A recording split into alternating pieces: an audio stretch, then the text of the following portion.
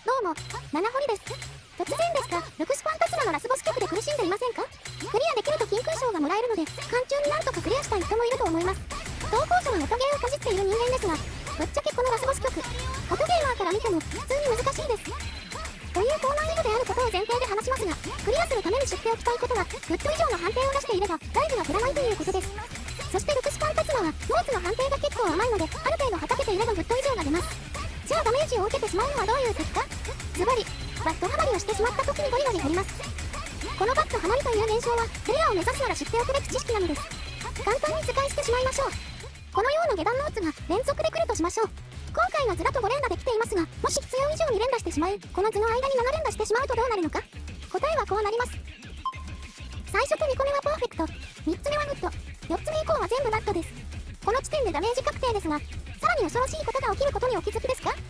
そう、余計に入力した分、さらに後ろに譜面が存在した場合、その分もバッド判定になるのです。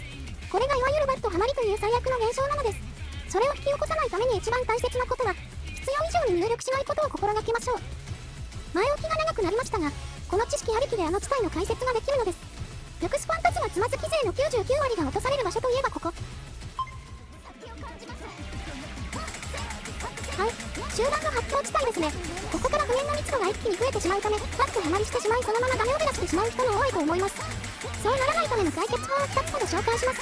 視聴者さんにできそうな方があれば幸いです。それでは1つ目の方法は、利き手国絞り押し戦法です。発狂部分の譜面をよく見てほしいのですが、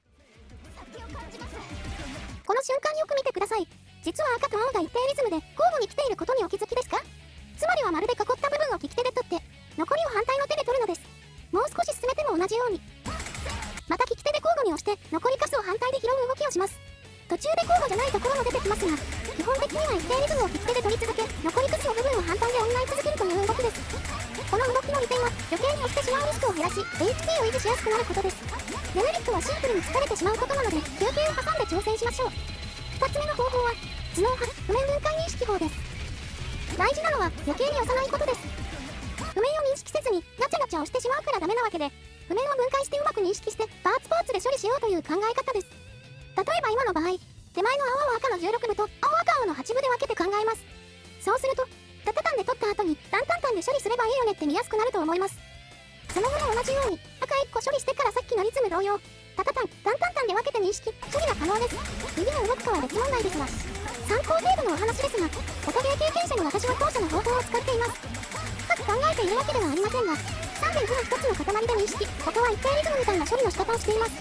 各々に合った認識や処理方法が見つかれば幸いと思います。